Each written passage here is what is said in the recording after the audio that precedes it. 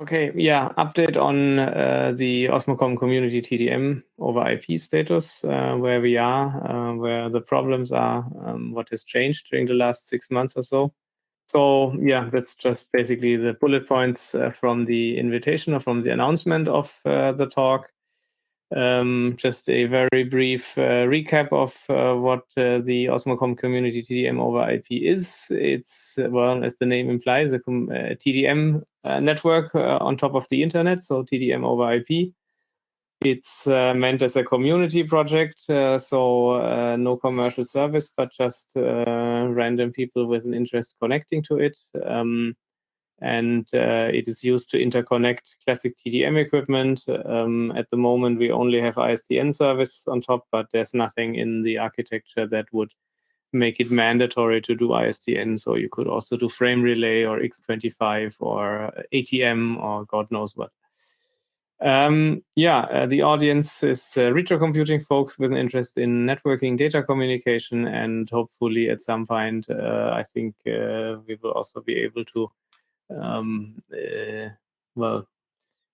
market this in quotes to some museums so they can get digital phones and other digital communications equipment operational again, and in some kind of exhibit or something. So one of the things that happened in the past half year or so is that we have migrated the central hub to which all these TDM over IP connections connect from my basement to a data center in Nuremberg, Germany, at Norris Networks. They provide us with free power connectivity and co-location. Thanks for that again. There was a lot of preparatory work to get basically the GPS signal to our rack. I mean, just putting some server somewhere in a data center and installing some software and configuring it's not too special. But there was a lot of work to be done to actually get this GPS clock signal in the data center, specifically into our rack, in a way that we can use it. Since our hardware, the ICE1 USB created by TNT, who's also here in the call tonight, uses a GPS, a built-in GPS receiver normally to create a very high precision clock for the TDM system. And having this proper clock in all parts, and particularly at the central hub, is of course rather important. So there was a lot of work needed because this is a very old data center in a very old building from, I don't know, maybe 50, 60 years ago. That was not built as a data center, but it used to be a pharmaceutical production site, actually. So it doesn't have if you would build a modern data center today, you would have a shared GPS receiver and antenna distribution system or something like that normally for all the NTP and other equipment, but that's not the case there. So what we actually had to do is to put a physical GPS antenna on top of the roof and connect a GPS receiver within a reasonable coaxial cable length. And that GPS receiver then has RS422 output, which goes over about 110 or 105 meters of Cat5 twisted pair down into the data center, where we then use this one PPS and convert it back from RS422 to a normal CMOS logic level to drive the VCXO on the board. There's a couple of tickets related to that. I mentioned them here and I linked them here. So in case you look at the slides later, you can look at that. These are some of the pictures. So first, there was some evaluation of how do signals look like, RS485 signals look like after you put them over 100 meters of cable. Initially, I simulated 100 meters of cable with this device, basically putting series resistance and parallel capacitors in the signal, looking at the slopes of what's happening there. Later on, then also looking what happens when you put these type-approved overvoltage protection devices that, of course, you need to put if you want to connect anything that's on the roof, where potentially you have overvoltage from nearby lightning strikes or something like that, and you put a cable into a data center, then you need overvoltage protection. That's one part of this. That, of course, also has potential impact on the signal integrity. So I actually bought these devices and looked at the circuit board, reverse engineered the schematics, and actually we not only have these on like the normal commercial units on a DIN rail up on the roof, but we also have another set of overvoltage protection, which basically is the same schematics but on a custom board, which we can see here. Let's zoom into that for a second. This is the circuit board that is inside a rack mount enclosure, where we have the RS422 signals arriving from this plug here on the left bottom. And then we have 3 pairs of signals. So we have 3 sets of overvoltage protection. And in the end, on this connector here, we have the output towards the units. We also have a 12-volt phantom voltage that is being supplied here to the GPS receiver, but in the end, we didn't use it because over the 100 plus meters of Cat5, you only get something like 7 volts at the end of the cable, and that was not sufficient for the receiver. The voltage is actually supplied on the roof from a DIN rail AC-DC converter. And this part here doesn't really get used. There's also a relay that would have enabled us to power cycle the this 12-volt phantom voltage, but as I said, this is not really used, so not relevant. It's in the board anyway. So that's part of the development that happened. Another part of the development is this nice add-on module for the IS-1 USB circuit board. TNT designed this. So what you can do with this module is that instead of using the onboard internal GPS receiver of the IS-1 USB, you can connect an external GPS receiver with this RS422 signal, as I mentioned just before. So you plug this add-on board into your IS-1 USB, and then you can use these external GPS receivers just like you would have used an internal one. That, of course, also required some additional work on the gateway and firmware, and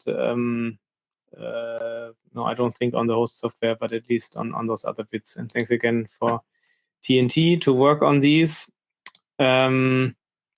Yeah, then there was a server to be bought. There's no picture of the server itself here in this ticket, so we don't need to look at that. It's a super micro machine with an EPIC processor. So in the end, the logical setup, well, there's different diagrams. Here is a picture of the physical setup. Let's zoom into that. I'm not quite sure why this loading of the images is taking so long today. Haven't really investigated that yet. Well, this is too much. Can we? Well, what a great picture viewer. Yeah. Anyway, so we have in this rack all of the non-pixelized machines are my machines, or now PDM over IP machines. So we have the Cisco machine on top here. The AS5 400 is not in use yet, but this is a large-scale RAS server. We have at the very bottom, we have the Livingston Portmaster. Let me see who develops an image viewer where you can zoom, but then if you zoom, it's always only full zoom.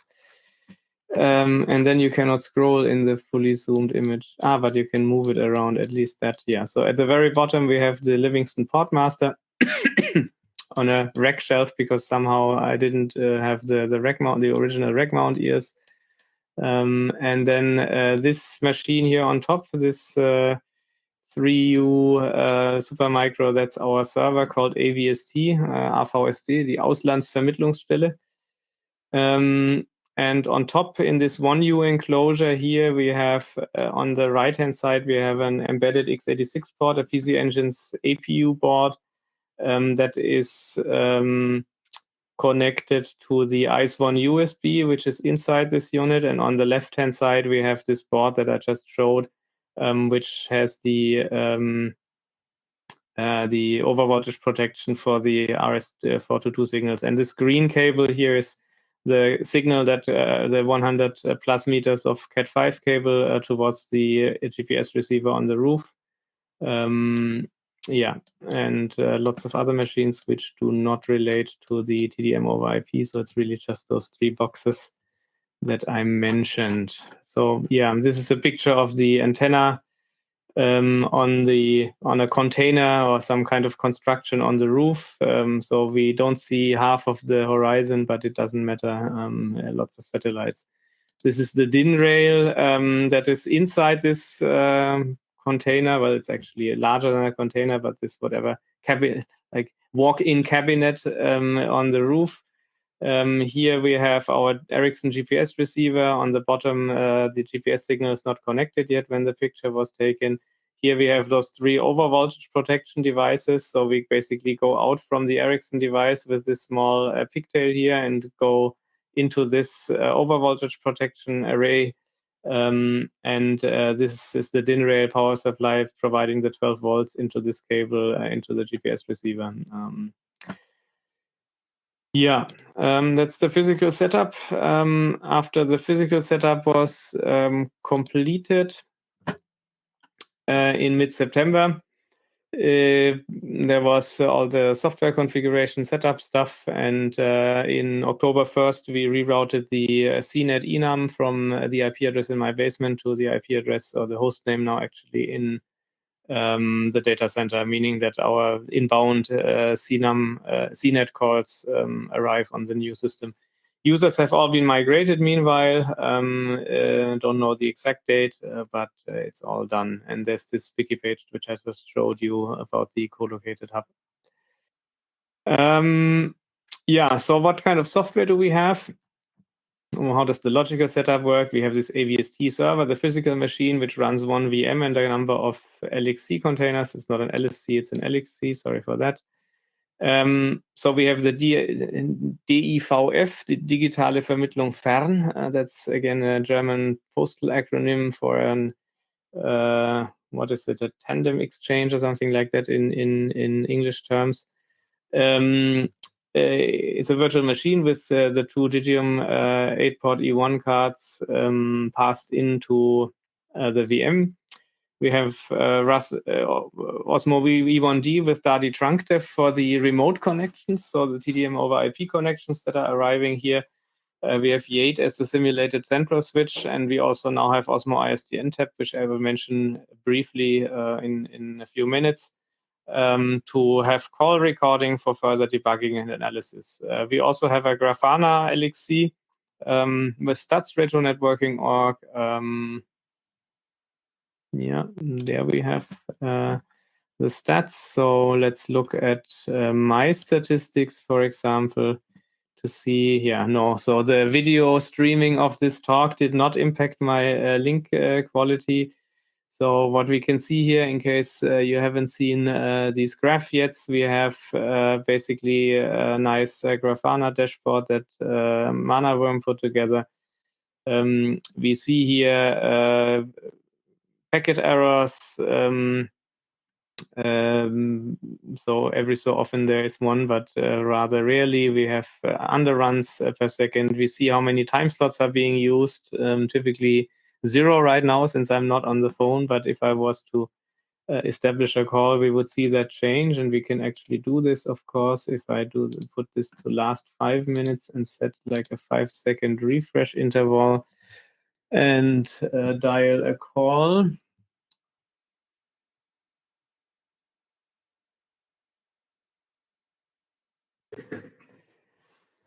So now I'm just dialing a modem number from my desktop phone. So we should hear some nice modem tones shortly. Yeah, and here we also see the number of time slots in use increased to 2. So we don't only have the, that's already the least noisy sound level. So we have the D channel here, and now we also have the 1B channel that's currently in use. In these other plots, let me stop that sound. Yeah, we see packets per second, of course, increasing in both directions. Actually, that's strange. There's something wrong. The packets per second shouldn't increase. That's the bytes per second. I think there is something wrong with the labeling here.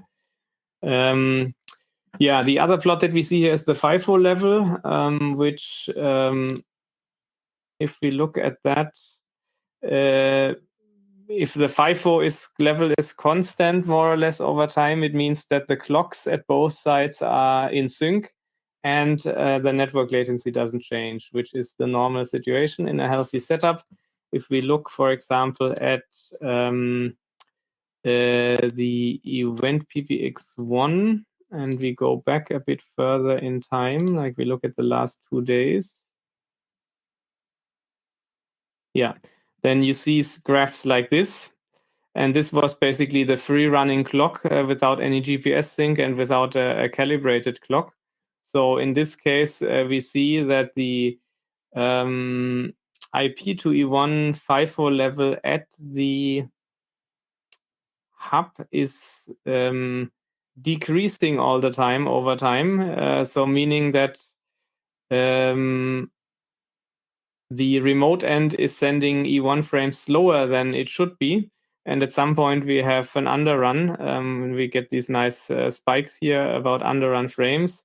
And then the FIFO fills again, and we have massive slips of packets, and then it starts again. And once we have a proper clock on the remote end, then it looks like this. And this was actually overnight a test that I did last night, which Sylvain suggested to basically sync it to GPS once, note the calibration values, basically the DAC values that are used to tune the VCXO, disconnect the GPS and just let it run with those calibrated values. And you can see over the entire night, the FIFO level was stable. So we have very nice stability if we once had a proper calibration.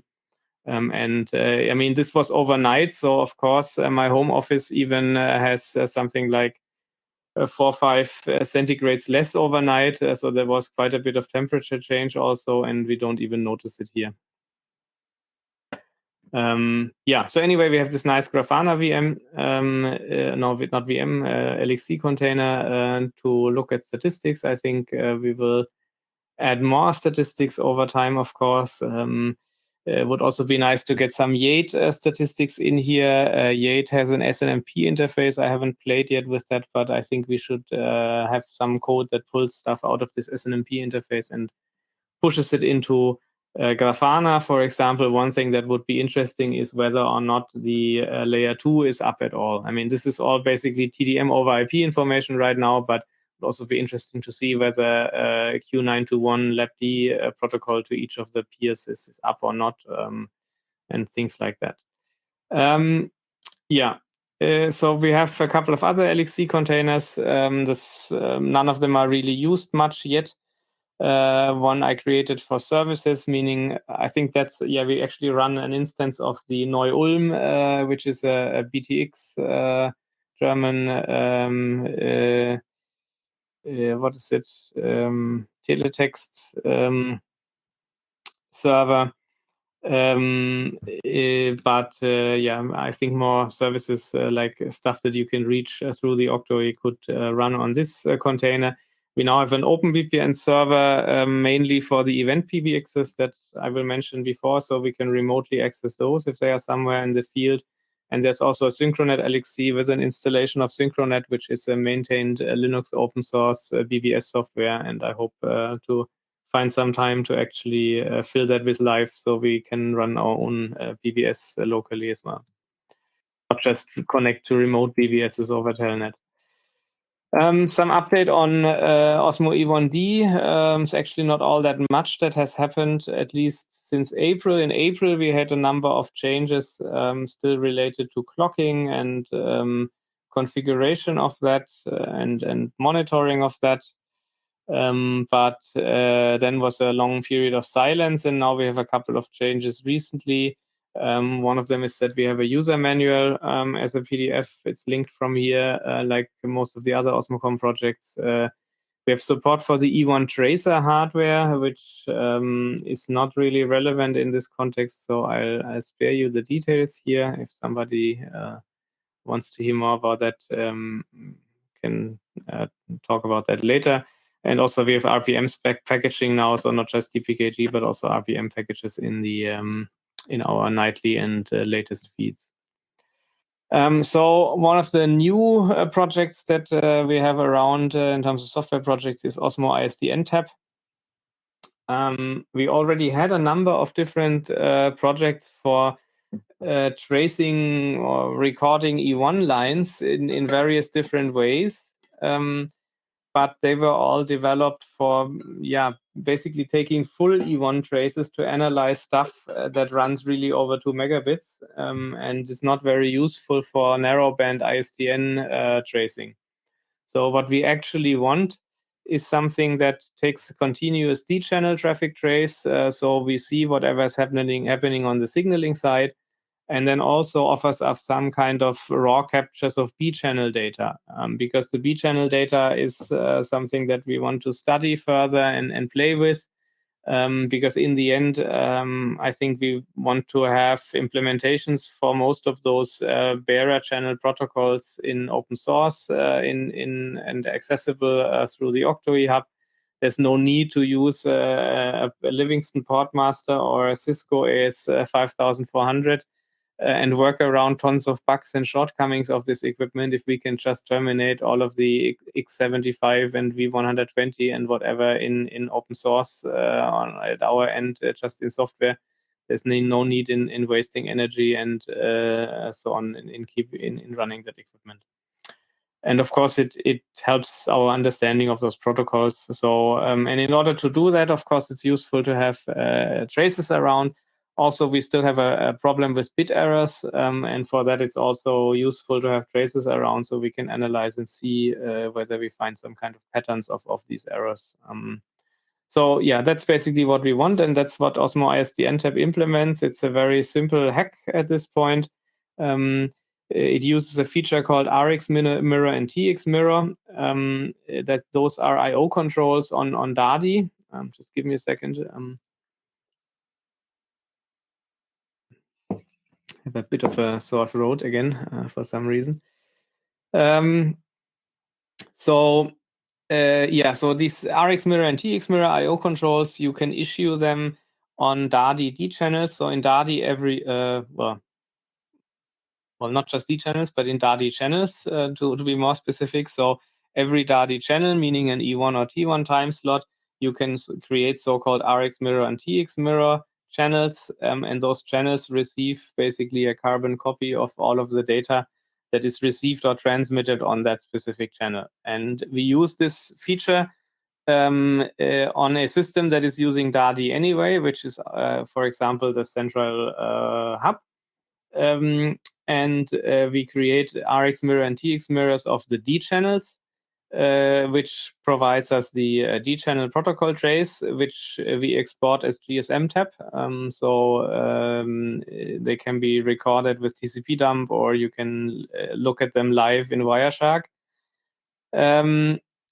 And in addition, on those D-channel messages, we filter all the iframes from the LabD protocol, and those are the ones that carry layer 3 protocol, Q931, of course, not 391. Yeah, that's what you get from not proofreading your slides. And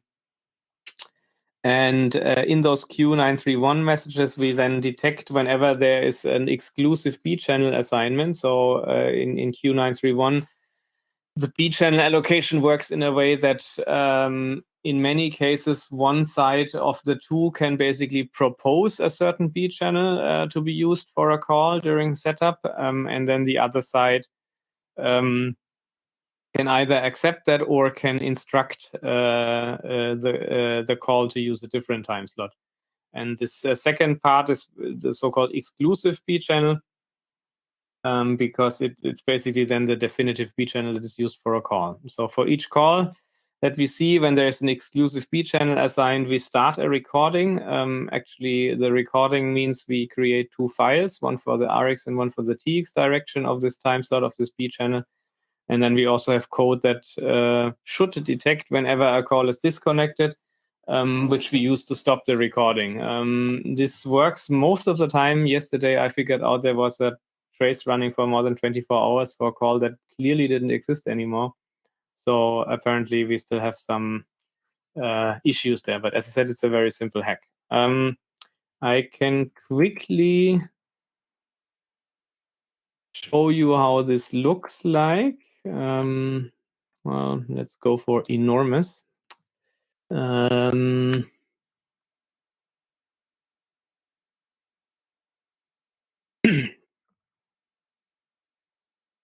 Yeah, now the question is, yes, 4270 is the port number.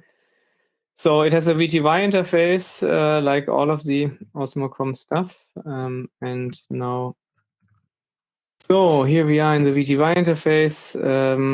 Actually not sure if I can show much here. But what I can do is, of course, I can do logging enable.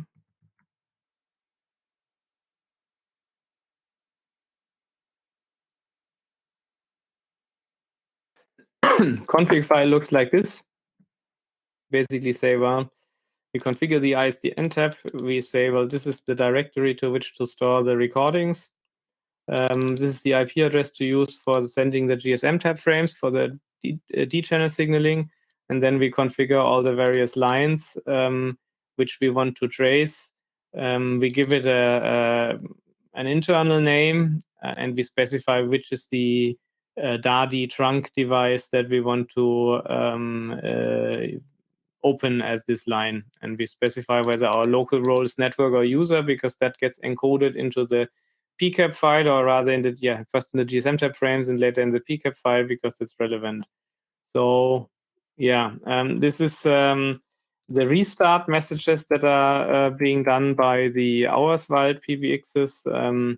The error message is bogus. So basically, it clears the state for all of the time slots, and there's a call reference 0 being used. That's not really a call reference, so we get these bogus messages. But now if I again start my ISDN call, it basically detects here that there's a new call being established, and actually we see cannot open B channel. That's even more interesting. Actually, that's also another bug. I'll explain just in a second, but we see I'm hanging up now. So let's terminate here and explain what happens. So it starts the B channel recording on LaForge colon 1, means time slot 1 in the trunk that we called LaForge. And it then opens the files for RX and TX. The file names are constructed with ISDN tab, the trunk name, the calling party identifier, the called party identifier is empty in this case because, well, we haven't dialed yet at the time the setup message happens. This is late dialing or overlap dialing. And then the timestamp slot date and the time slot number and TX and RX. This cannot open B channel is just because we see another signaling message for the same channel, which would also trigger starting. But since it's already running the recording, we get this error message that should also be suppressed. It's not a real error here. And then we see, because we trace both sides, so basically this is the A leg of our call here. And then we see the B leg of the call on the port master side. PM3 is the Livingston port master. So we see the same sequence of events. Here now, of course, we see the called party number, so calling party and called party, so the file names make more sense in this way. Yeah, and this is on time slot 4 here. So we have those recorded files. And now, for example, if we suspect that the 8 is creating some kind of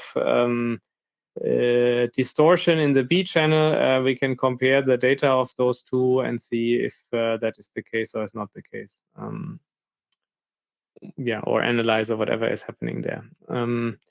So that's the now let me switch off the screen share before I share again something that is not supposed to be shared.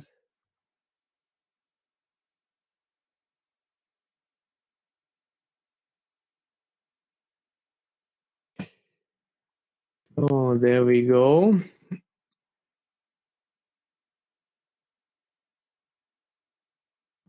Back to the slides. Yeah, so that was the Osmo ISDN tab. Another thing that I recently worked on is these event PBXs. The primary trigger for this was that Kommunikationsnetz Franken, an old NGO about playing with internet technology, let me frame it like this, from the early 90s, has its annual, not membership meeting, but its annual conference. And there I'm going to also remotely present on this TDM over IP network. And basically there they will put up a small PBX with some devices. This device will get picked up tomorrow, and our existing event deployment setup is rather large. I think it's a 6U rack, so quite heavy, not something you want to carry with you on a train or something like that. And I had the idea of basically putting all of these things into one enclosure. So it looks like this. Again, we can wait for this strange Redmine image viewer that has weird zoom levels and doesn't want to load the image for a long time. Okay, next time I'm going to use the local JPEG files. Not sure what is happening here. There we go. Well, this looks on the outset, it looks like a normal 19-inch 3U Auerswald Commander Basic PBX, but internally some bits have been added. So you can see there is a beagle bone mounted to the right external wall from the inside. We have at the bottom here, you see that better in a different picture, a 5-port Ethernet switch. We have the ICE1 USB with embarrassingly the cable plugged into the wrong RJ45 socket. I only detected that after posting the picture. Here on the backhand side, we have an additional power supply that is not there in the original unit, which provides 12 volts for the switch and 5 volts for the beagle bone. The fan was replaced for a silent fan, and that's basically it. So here on the faceplate, we have, this is the administrative Ethernet port. This is now actually leading to the switch, not to the PBX port anymore. So this is the internet uplink for the switch. We have here on the USB port, we have a USB serial converter with the console of the BeagleBone, and here we can connect on the SMA, we can connect the GPS receiver for clock purposes. So here you can again, or cannot, I'll leave it like this. We can see from the top view, and there's some more pictures. This unit, meanwhile, has been assembled in a 3U flight case, such as used by musicians on stage. So this is now fully ruggedized and portable, and all you need to do is connect power and Ethernet and optionally GPS, and that's it. So that's also why I set up the VPN server. The OCTOI traffic doesn't go through that VPN, but just in case one wants to remotely check the system through this VPN, we can reach those as soon as they come up with. One is fully assembled. The other 3 are almost fully assembled. The only bit missing is ICE1 USB, where we are waiting for the latest, for the reworks to be completed. Ro is here in the channel. Unfortunately, DigiKey did some programming error with the VCXOs, so we had 105 newly produced circuit boards with the wrong clock. Now, Ro had to rework those units, and as soon as I have a couple of them, I can complete those other units, but we don't need 4 right now, so it's not urgent. One of them is important, that one is complete, and the other ones are just for future use cases. Yeah, then we have some bit error problems that haven't been fully understood yet. Most of this has been researched by Manaworm so far, so maybe it's actually something he should say something about it. Yeah, we have a couple of bit error testers. Manaworm has these Argus devices. I have the Prtel 93E, which is the German postal system ISDN test phone, and with those devices we can very clearly establish there are bit errors. I don't think they are coming from I would personally think it's Dadi or Yate. I don't think it's OCTOI to be blamed, since we had so much E1-wide bit error testing already, and we never could establish any errors just over the TDM over IP. So that needs to be further debugged. Haven't really been able to dive into this further, other than also, yes, I can demonstrate there are bit errors, but I don't know where they occur yet. But now with the Osmo ISDN tab, that was also one of the reasons why I spent time on this. We can actually have raw recordings. Now what's next would be software to correlate those raw recordings on, let's say, the left-hand side of Yate and the right-hand side of Yate, and see if those agree, or maybe also on my side, my end of the OCTOI link and the hub side, and see where exactly and how those errors manifest themselves, and then hopefully resolve them soon. Yeah, and last but not least, need to get back to the slides. We have some Yate problems. I'm not sure if anyone knows somebody with a decent amount of Yate background. I would be very interested in talking to such a person, because there are some things that just I don't really see how this could have ever worked. And that needs to be investigated. One of those problems is that, I mean, in Yate you have some simple modules. I'm not sure of what the official name is, but basically you can route a call to a module that just records audio, for example, or that plays back audio, so like an announcement text, or text, melody, whatever, announcement audio. But the way this is done, you never see a call.answer message, and that is what triggers the actual connect on ISDN level. So if you call such a module and you route to an wave playback module, you get the wave playback as long as basically in the phase while the remote end has not connected yet. It's still the alerting phase, and then at some point there's a timeout, and then it just ends. And as I said, I don't really see how this could have ever worked. It's clear that this event is, or this call.answer message is missing, but I don't see any code in Yate when I grab through the sources in such constellations that would generate the event. So yeah, that's another. It's not super critical. I mean, for normal calls, routing between two subscribers, it works. But for doing some more advanced stuff, it really, yeah, is interesting, let's say. Yeah, one thing on my agenda now for the winter is to resume work on the basic rate interface. So we finally can connect smaller setups than a 3U rack mount PBX with a primary rate interface. Just a quick recall, we started last year, I think, building some, designing and building some basic rate interface devices. I built 3 prototypes and shipped 2 of them to several people here in the group.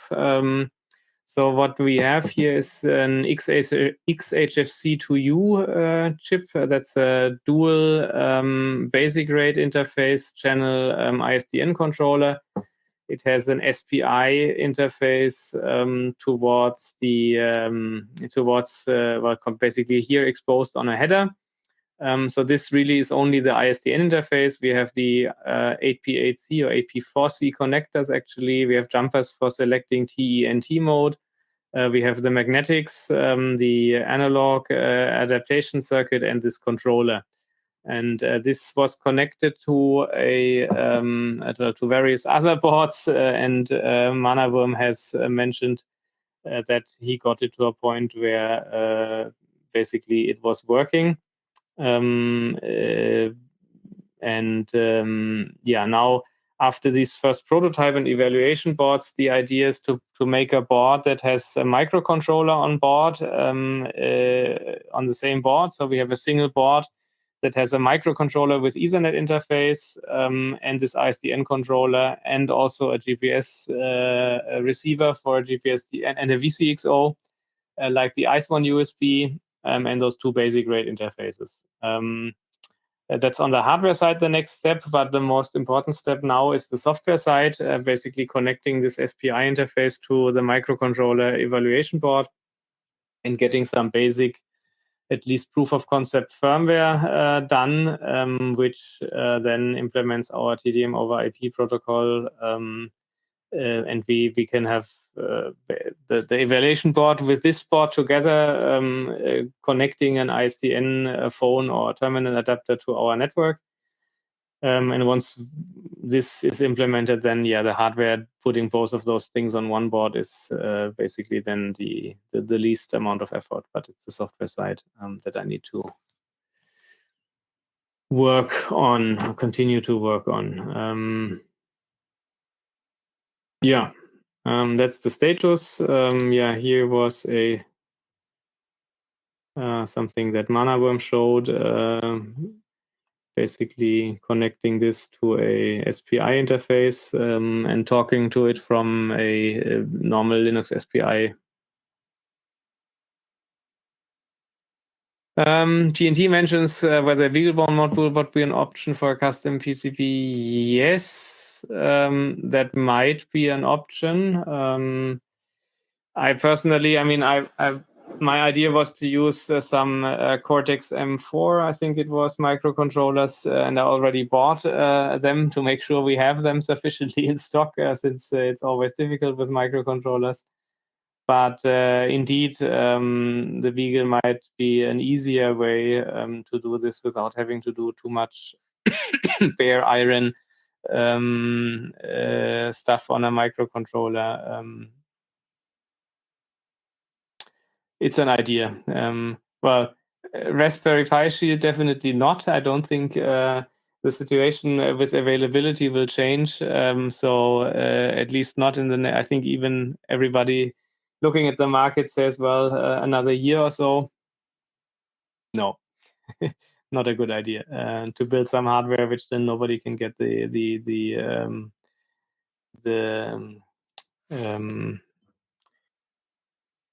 embedded board for it.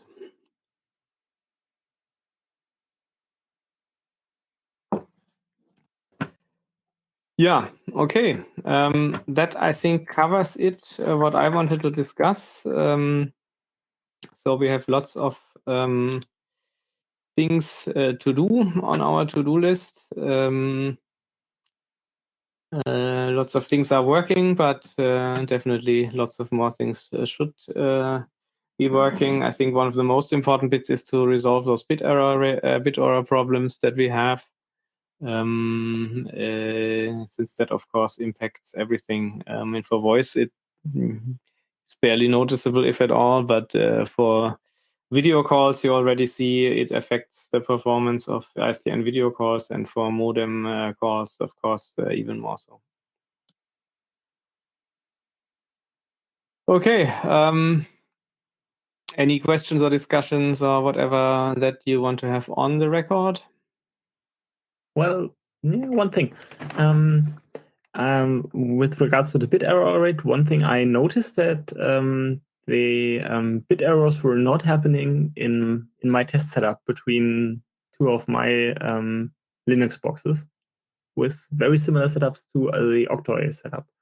So I will be investigating the Nuremberg box further. Maybe we have a configuration issue somewhere, and the ISDN recorder will really be coming in very useful for taking a closer look at that. One other thing, the trunk def that we now have in Osmo E1D and all of the other utilities really seems to be working very well. Do we want to someday merge it into the master or main branches? Yeah, I think so. I would have to revisit and see if something needs to be cleaned up. But indeed, it has proven itself over months now rather stable. So it should be merged for sure in the E1D. With regards to DADI, I mean, it's a bit unclear what is master there anyway, with all the different repositories and so on. Yeah, let's see. But yeah.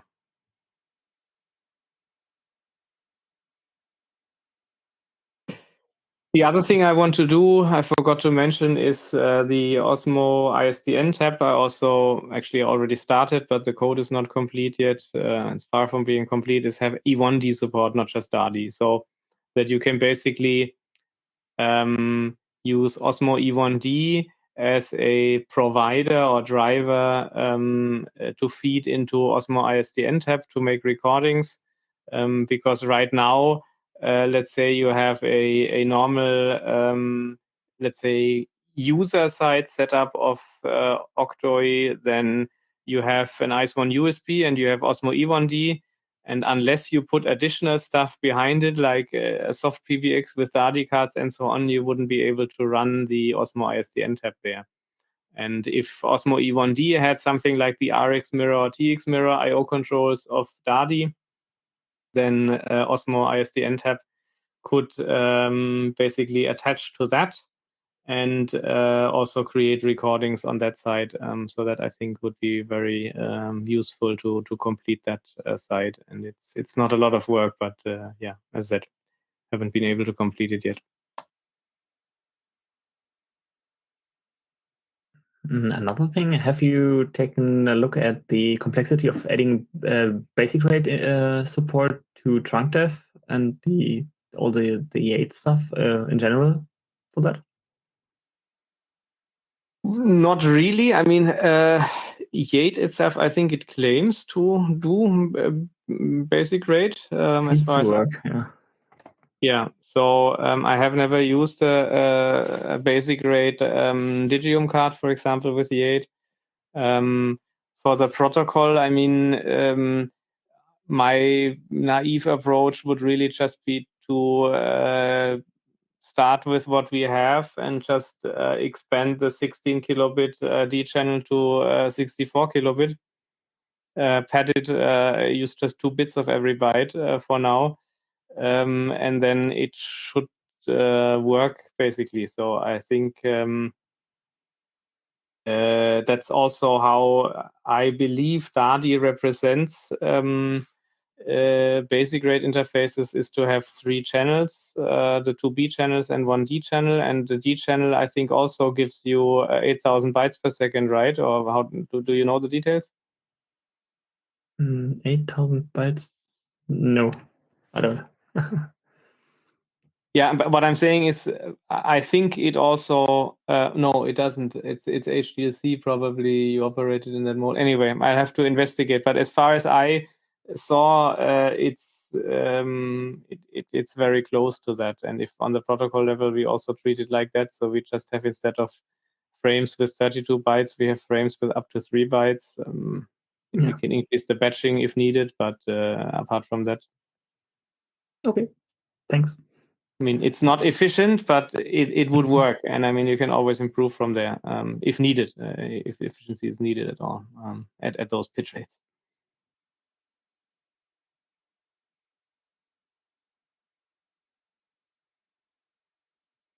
Maybe another thing that has happened, and I just had a brief conversation with TNT again about this. So he created a hack, unfortunately, nothing that he wanted to release at the time, where he implemented the idea of using an ICE1 USB without GPS by using the FIFO level as a target.